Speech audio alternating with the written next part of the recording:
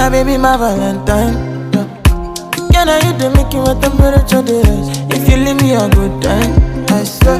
You are like the oxygen I need to survive. I'll be honest.